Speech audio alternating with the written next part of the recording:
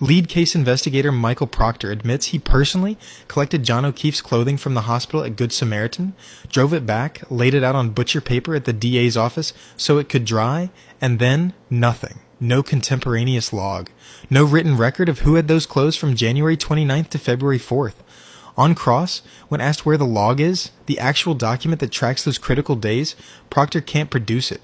He insists there's a chain of custody somewhere in the system, that labels were later created, that it eventually shows up as being in a secure facility. But when he's pressed, where is the paper that looks like this Justin Root log, showing who handled the victim's clothes and when?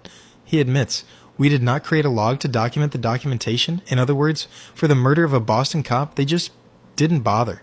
It gets worse. His boss, Sergeant Yuri Bekeny, takes the stand and says he's never even seen a log like that for clothing laying out to dry.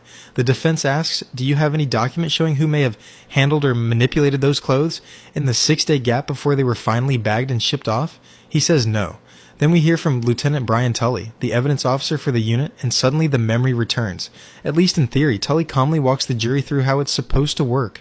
Every time evidence is collected, it's put in a bag, labeled with who picked it up, date, time, location, logged in their evidence system, assigned an item number, then placed into a locked evidence room that requires both a key card and a code, with only a few people allowed access.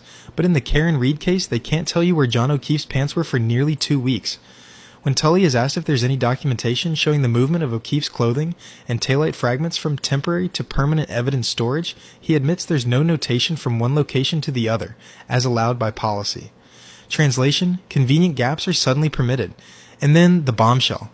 Tully testifies that those high-level conversations about conflicts, optics, and control of the investigation weren't just with the acting Canton Police Chief Kenneth Berkowitz.